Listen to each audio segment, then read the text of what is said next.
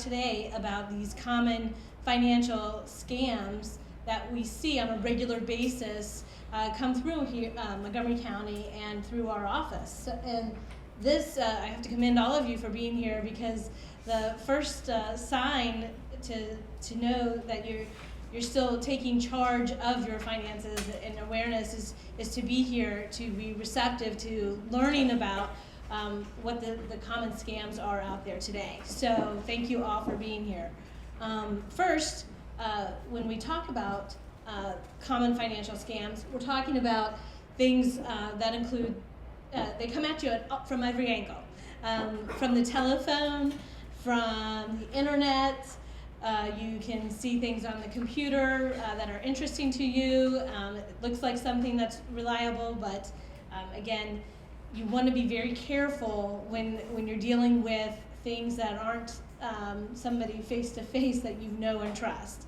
So what we're seeing a lot of are what we call grandma or grandpa schemes, where you get a telephone call, and so we'll talk more about that in a few minutes.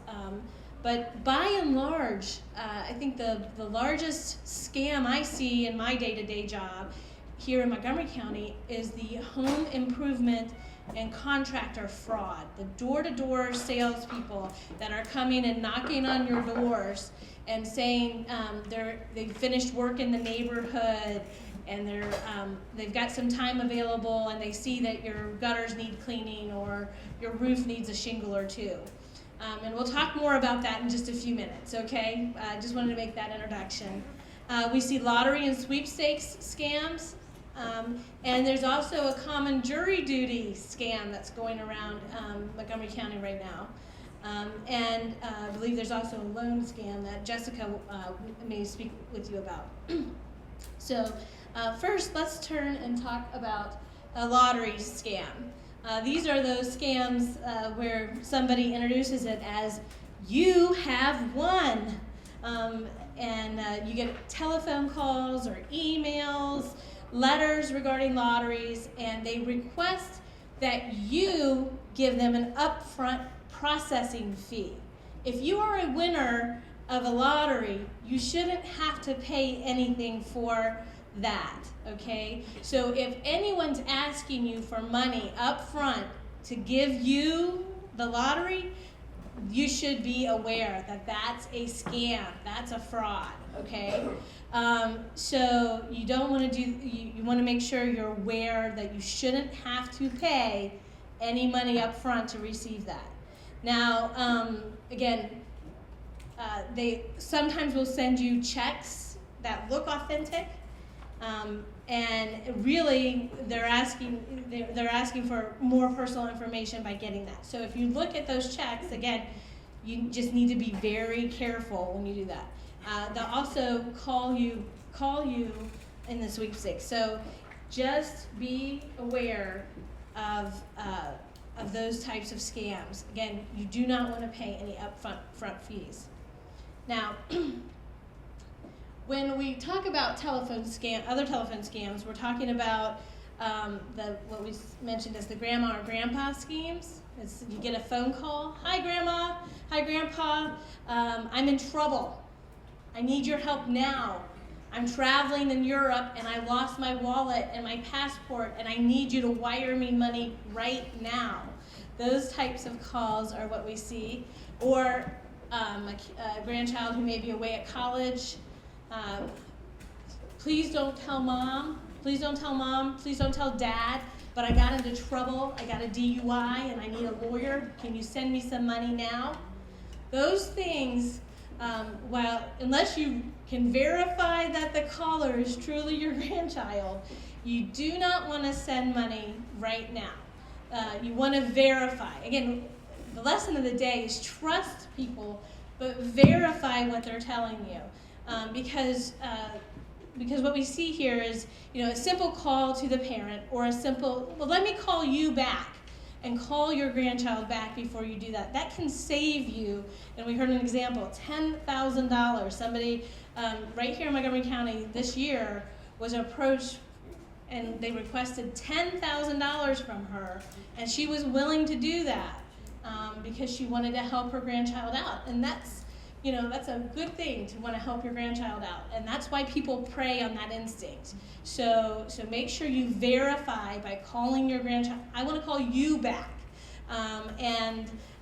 Or if you can't get a hold of the grandchild, call their parent and just say, listen, I got a strange call, and I want to be able to help, and I don't want to cause any trouble, but I want to verify this information, okay?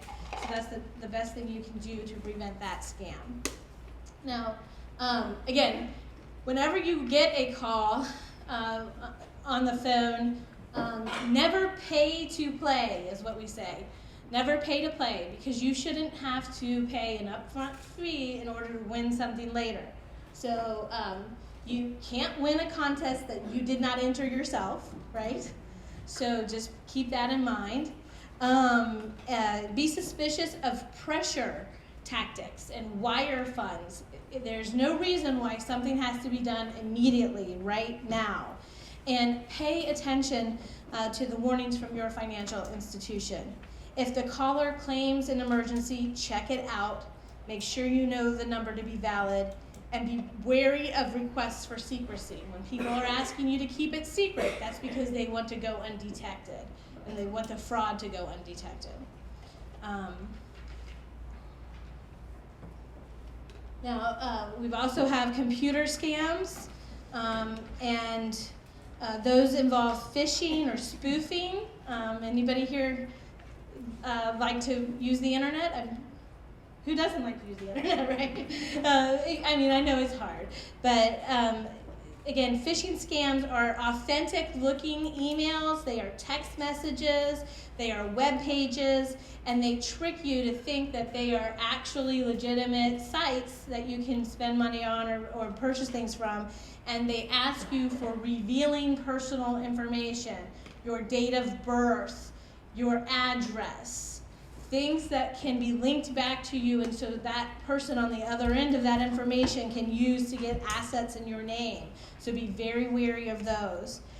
Spoofing are email addresses that are disguised to look like that of someone you know, okay? So it could be, if you bank at, I'm going to use Bank of America, bankofamerica.com may send you emails, but generally those types of banks do not request your name or password or username or password.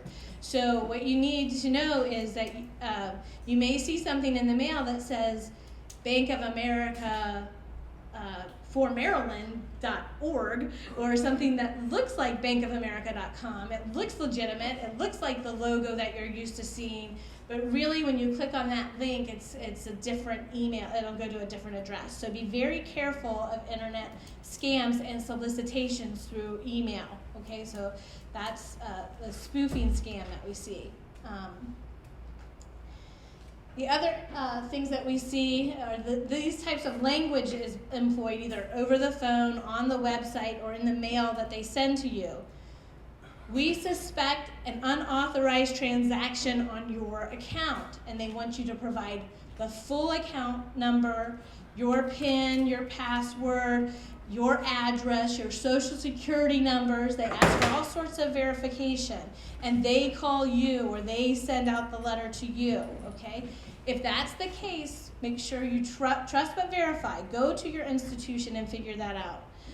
During our regular verification of accounts, that's another thing that we see, or our records indicate your account was overcharged, so it sounds like you're going to get some money back. Please click the link below to verify your identity or call the number below, and we need you to send the money right away. Those are telltale or red flags that we see for financial scams. So if you're seeing any of that language, again, trust but verify. Go to somebody that you know.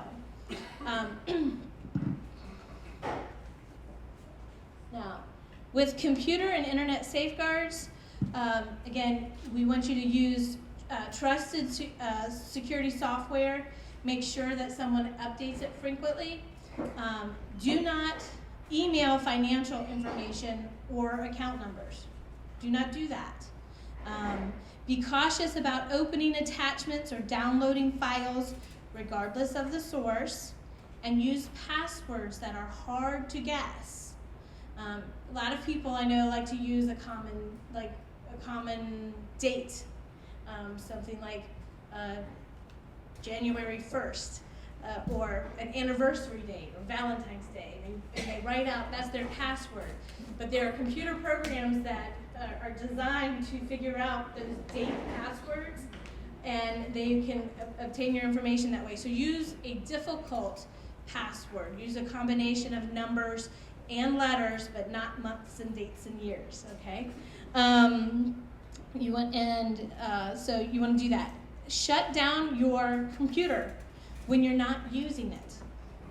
And do not open emails from unfamiliar senders. If you open a suspicious message, delete it, do not click on the link, or call telephone numbers in those messages. So you want to delete a suspicious message right away.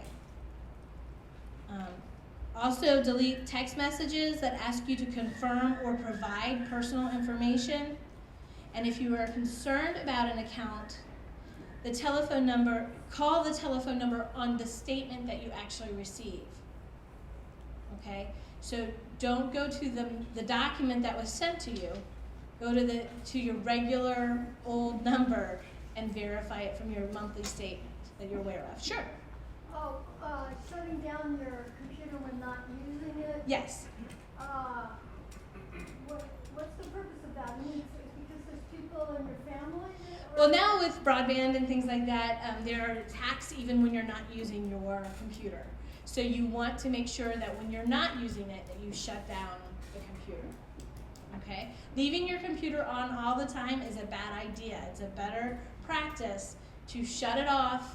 I know in this day of instant gratification where we want everything at a fingertip, at the snap of a finger, that extra few minutes it takes to boot up your computer actually can protect your assets. So make sure that you shut your computer down when it's not in use.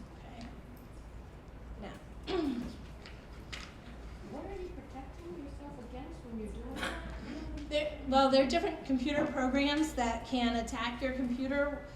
If you don't have a firewall, if you don't have certain security measures set up on your computer, they can get into your computer and take information off of your computer. So you want to make sure that you shut your computer down when you're not using it.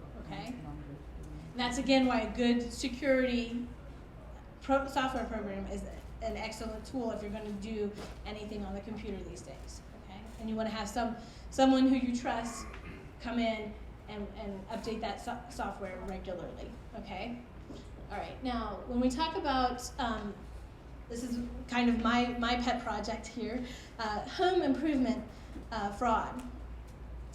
Again, many homeowners are targeted by scam artists using high pressure tactics to sell unneeded and overpriced contracts for home improvements here in Montgomery County. The first question you should ask anyone who knocks on your door is, may I see your home improvement license? Because many of these individuals do not have one, and when you ask that question, they know that you know about this scam, okay? And so hopefully that will deter them and get them to leave. But many of these individuals will, despite you asking that question, they may give you a number. There is a website you can go to check and verify that number, okay? Just say, okay, stay outside, I'm gonna check if you really want to engage them. But at the end of the day, when somebody's knocking on your door, it's for a service you don't need bad enough that you didn't call them, right? If you need a service, you're gonna call around, and the best thing you can do is to get multiple bids for your service. Get multiple contractors that are licensed out to your house to perform, give you an estimate of what they think the service is going to be. These individuals who knock on the doors oftentimes will tell you that they can do it for less, that they're going to give you a better price up front.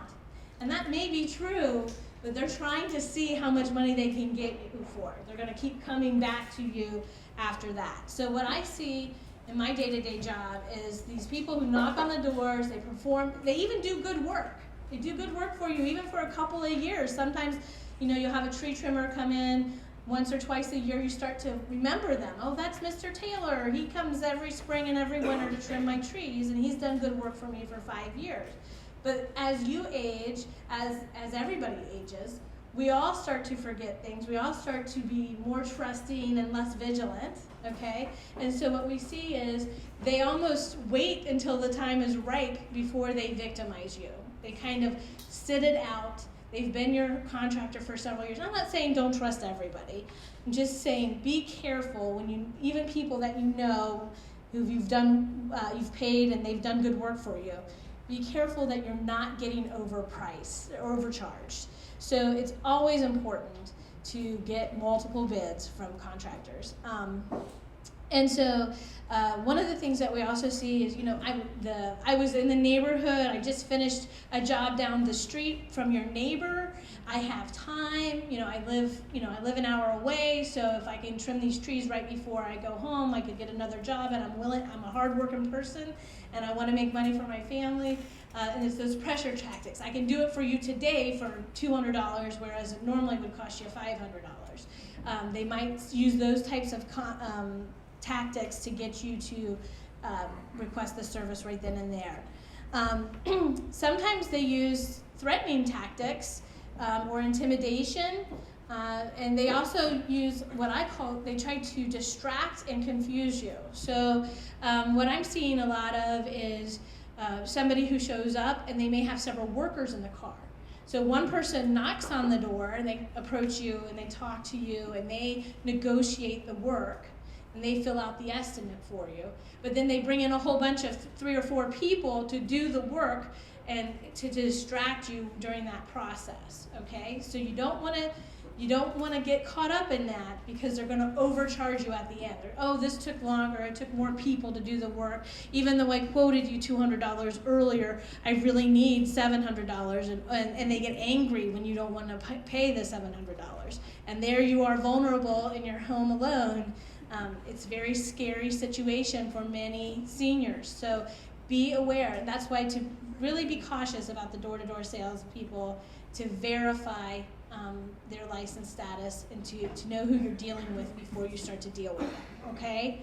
I've also seen scams that go, they're very creative, these scamsters, where one individual will come in and do the work 1 week, and 2 weeks later another individual will show up on your door and they say, I see you got a patch on your roof, and what I can tell you, whoever just did that did a really bad job.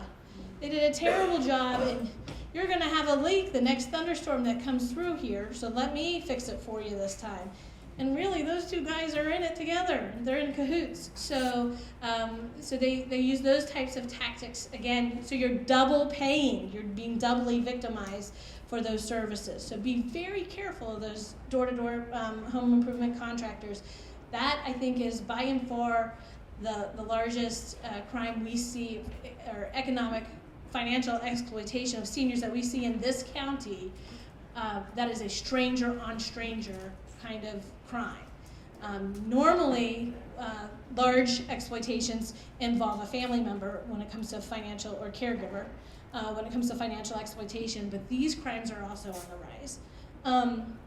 And just anecdotally, I recently prosecuted an individual for a $17,000 home improvement fraud. He was part of a 2-man team. They actually got $40,000 from our victim, who was 92 years old. And he was found guilty of 16 felony counts involving the financial exploitation, and he's pending sentencing right now.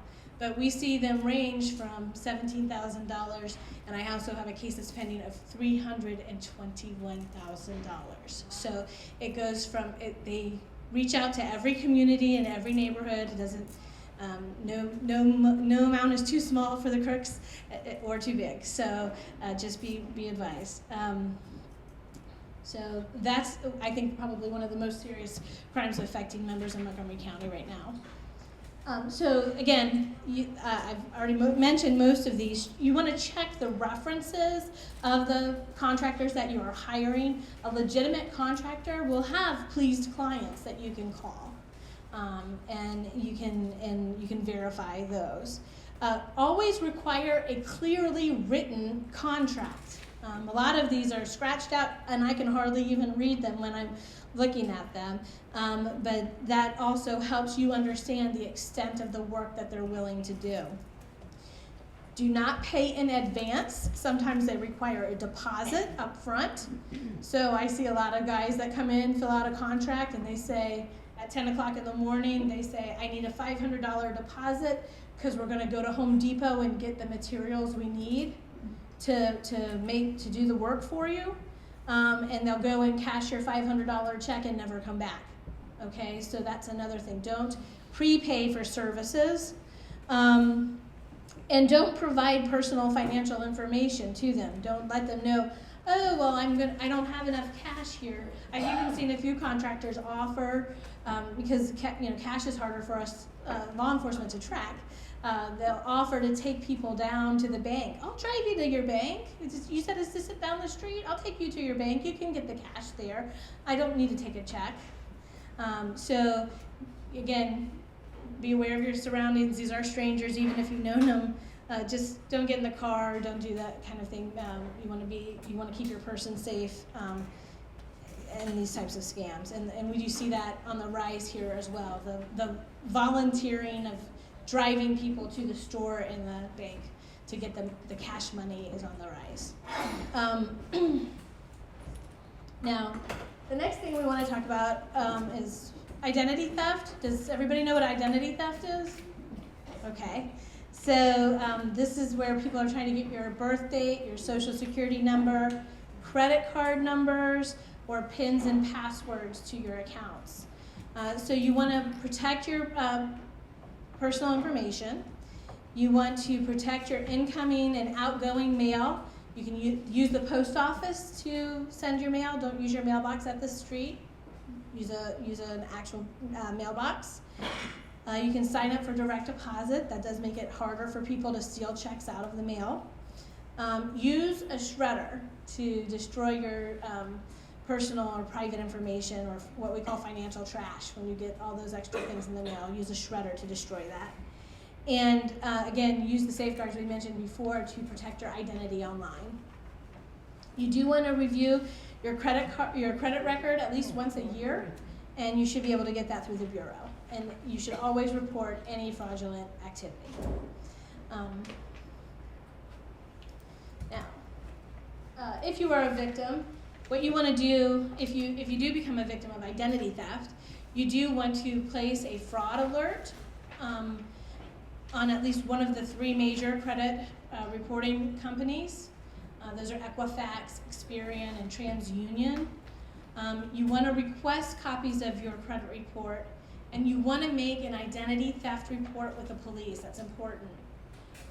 And also consider placing a freeze on your credit report, meaning nobody else can open a new account on your credit or using your information.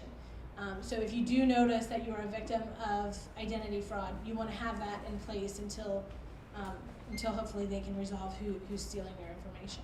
Okay? Yes? Could you explain that a little bit on the security freeze?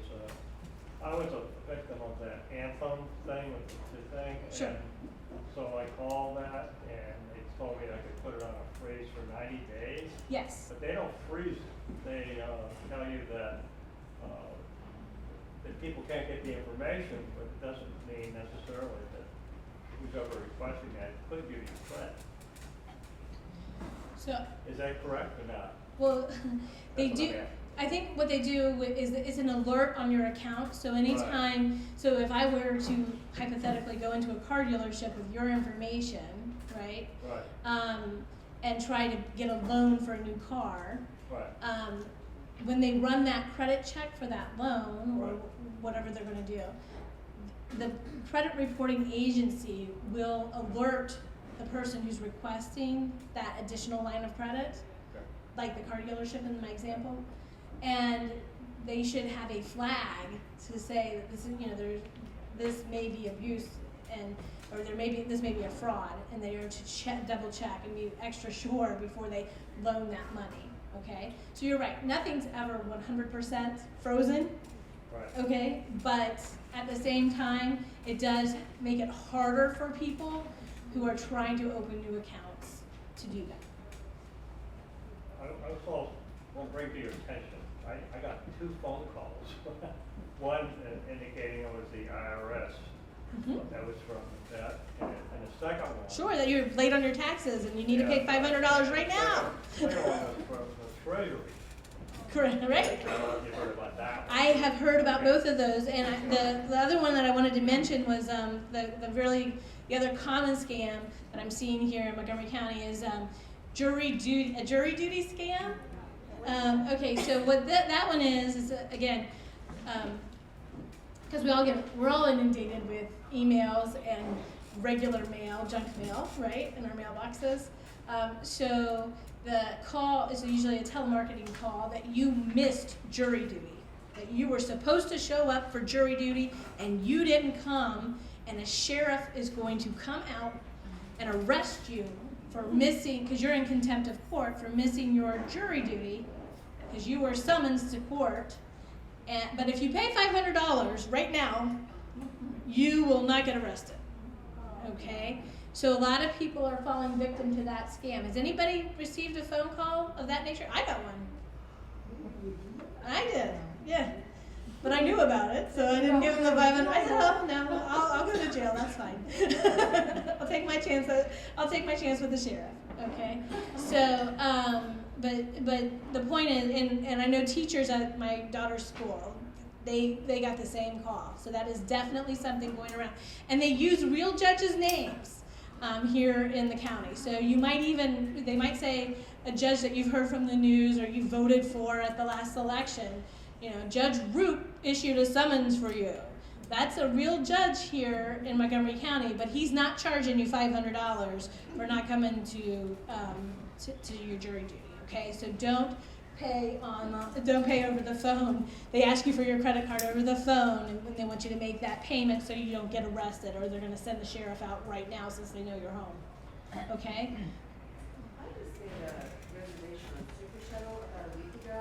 Uh huh. And as I was getting ready to confirm payment, there's a button that says continue right under the amount that says what you're supposed to pay. Now, this is really Super Shuttle's actual website. Right. When you push that continue button, it hijacks you to a page that it's not obvious.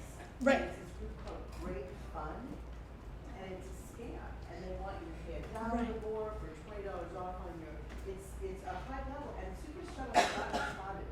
Right, and so, but probably because they're inundated, I'm sure they're, so the comment was that Super Shuttle, she was using the Super Shuttle website, which is a service to get you to and from the airport, usually.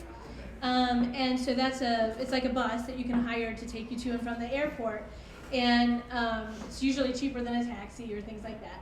And what they do, you can order them online. And when you make your reservation online, once you put in your information, there's a button where you want to finalize or confirm your purchase, but a virus or a group has hijacked their website, and instead of clicking on that confirm button, you get directed to another website where they want you to pay $1, right? $1 for a discount of $20 that you're really not actually going to get, because they're just they just want your credit card information so that they can hijack your identity. Okay, so you want to be very careful when you're making orders online, making sure you're within that same website and you don't get redirected. What responsibility does Super Shuttle have to follow up on that complaint? That was a week ago that I contacted them. I'm not exactly sure, I don't know how to answer that question, other than, it was not good business for them not to do it. But any internet complaint that you have like that, you can also report to, it's called the Internet Crime. It's the i3c.org website. Okay, so internet crimes can be directed to that website, and it's the Internet Crime Center. That's a national center, Internet and Computer Crime Center. That's why it's 3 C's. So, okay. Yeah. I have a question. If I suspect I get an email that it looks fraudulent, is there some place place in the government I could forward that to The- do that verification? I would check with the Internet, again, the Internet and Computer Crime Center. That is the national center for reporting these Yeah, types yeah, of right, frauds. yeah. I can write it down for you. I don't know if it's, I'll check the end of this presentation to make sure it's in here. Excuse But, me, yes, if you're a victim and they said make identity theft report, is that call the police. call the police? Call the police, okay? I thought you meant tell the credit reporting company. You want to do both. You want to do both. Mhm. They're also spoofing phone numbers. So a call, for instance, that purports to be from the sheriff will come up on your phone if you have caller ID as the genuine number. Right. Always call back if you Right. get a request. So any charitable contributions over the phone anymore? I don't do. I will not pay. I will not donate money over the phone. If I want to send money to an organization, I'm going to find their address and send it to them. But I think one of the best things you can do. I see a lot of those for the fire department, volunteer fire departments. Those are real scams. And a lot of people. You get the call for the volunteer fire department. They're just asking for $5 or $10, something low level, but they get a lot of money that way, and it's a scam. So you want to make sure you're donating to the right organization. So Yeah. avoid the phone call. Charitable donations. Again, trust but verify. Just say, I'd love to donate to your organization if that's the case. I'd love to donate to your organization, but why don't you give me a phone number that I can call back?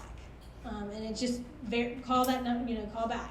Now you have to be careful and be make sure that you're talking to the right kind of person. So usually those types of places you can, again, if it's a local charity, if it's your church or something like that, you go to your church, you pay at church, you make your donation at church. If it's for the fire department and you want to help out, I'm sure you can actually stop by your fire department and they will let you know where to go, okay? So it's easier to do those things, again, in person and not over the phone or online. Do you know to what degree do banks share information about you? Do they actually share the degree of giving out your social security number if the bank has it? Well, I think there are federal guidelines that would suggest that they can't share information, but when we're talking about, and you're talking about being an account holder at the bank, there are ways where when we're trying to find out, their database and tools, there are databases and tools that we use in law enforcement to seek out information for offenders, not for the account holders, but to identify the offender. Where did this check go into this bank? Who is the individual who owns that account? Because we don't believe, we're trying to figure out who opened that account, especially if it's a business account. We're trying to identify an individual. So there are other ways to do that, but really banks are required under federal law to keep your information private, and they have to do that unless they can't do that unless they have a court order. They can't disclose it otherwise.